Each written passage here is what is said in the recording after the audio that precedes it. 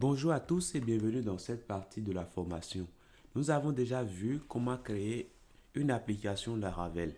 Dans cette partie, je vais vous présenter la structure d'un projet Laravel. Nous avons un dossier app. C'est ce dossier qui contient le code de notre application. Et donc, nous allons y passer tout le temps dans ce dossier lorsque nous serons en train de coder notre application. Je reviendrai plus en détail sur les différents dossiers qu'il y a dedans lorsqu'on va commencer par travailler. Nous avons un dossier Bootstrap. C'est le point d'entrée de notre application. Donc, nous avons un fichier app ici qui permet d'initialiser notre application Laravel. Pour rentrer dedans, pour voir, c'est pas un fichier qu'on va toucher, mais c'est un fichier, comme je vous l'ai dit, qui permet d'initialiser l'application Laravel.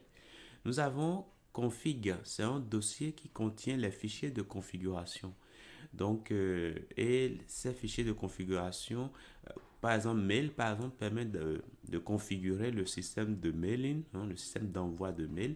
Vous avez auth qui permet de configurer l'authentification, la façon dont l'authentification va se faire, etc., etc. View.php qui permet de configurer la façon dont nous allons rendre la vue aux utilisateurs qui viendront sur le site. Et nous avons beaucoup de fichiers ici. Il faut noter simplement que c'est des fichiers de configuration et chaque fichier fait une configuration spécifique en fonction bien sûr du nom qu'on lui donne ici. Donc si c'est cache, ça dit que c'est des configurations qui sont liées au cache, etc. Database, ça veut dire que c'est des configurations qui sont liées à la base de données. Parfait. Après ça, nous avons le dossier database qui va contenir les fichiers de notre base de données. Donc, si j'ouvre ici, nous avons Factory. Donc, c'est ici que nous allons créer des informations que nous allons pouvoir enregistrer dans notre base de données.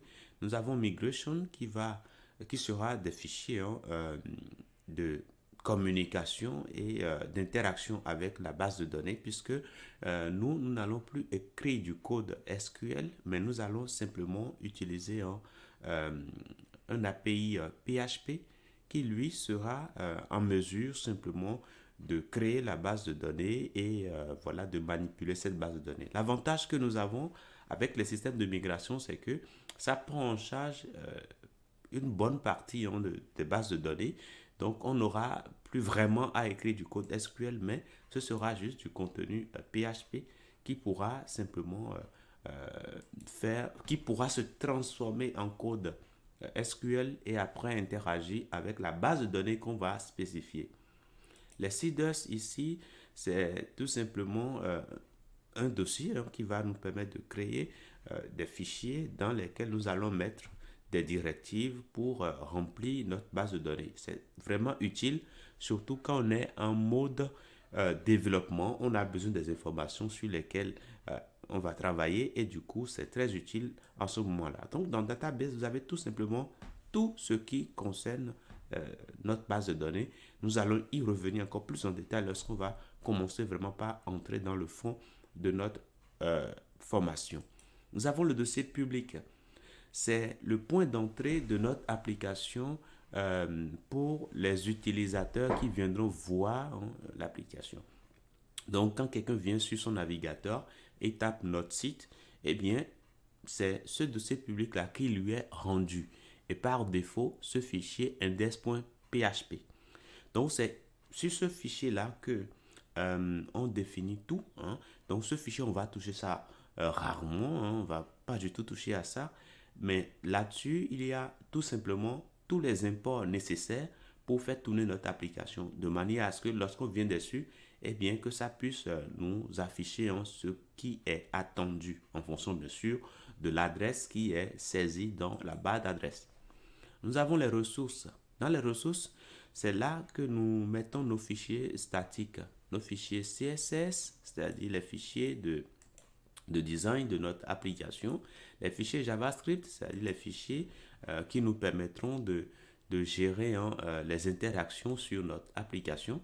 Voilà, et puis nous avons également View. Donc c'est ici qu'on va pouvoir créer nos templates de vue. Donc on reviendra encore beaucoup plus en détail sur tout cela. Après ça, nous avons les routes.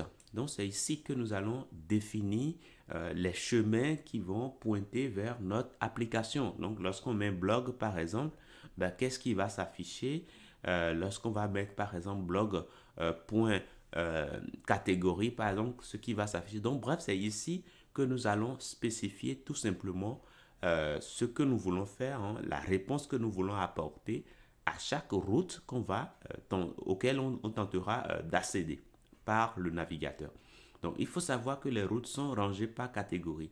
Nous avons les routes du web, donc du coup, tous ceux qui vont venir à travers leur navigateur web pour accéder à notre site. Alors, les routes qui vont taper, la réponse qu'on va apporter à ces routes-là, eh bien, c'est dans ce fichier qu'on met tout cela. On reviendra encore plus en détail, ne vous inquiétez surtout pas. Nous avons console, donc ça, c'est les routes qui sont liées à notre console. Nous avons API, etc., etc. Donc, les routes sont rangées par catégorie. On reviendra encore beaucoup plus en détail. Le storage, c'est ici qu'on va pouvoir stocker des informations. Imaginez que vous demandez, par exemple, à vos utilisateurs d'envoyer, par exemple, des images de leur profil ou bien des images sur les articles qu'ils publient et tout ça. Donc, c'est ici, dans Storage, qu'on va pouvoir stocker toutes les informations que l'utilisateur pourra nous fournir, comme des vidéos, des images, etc., etc. Dans Test, ici, nous aurons tout simplement à y mettre les tests unitaires et les tests fonctionnels. On en parlera beaucoup plus tard dans la formation. Nous avons Vendor ici. Vendor, c'est tout simplement un dossier qui va contenir je dirais, les packages qu'on utilise pour développer notre application.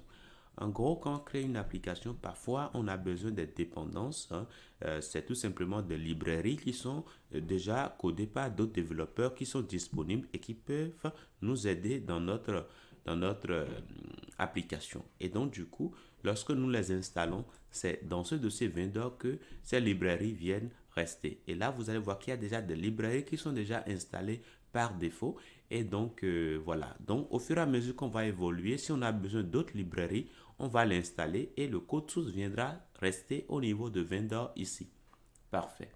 Donc, voilà déjà un peu par rapport au dossier. Je vais revenir dans la prochaine partie pour vous parler également des fichiers que nous avons. Je vous dis merci et à tout de suite.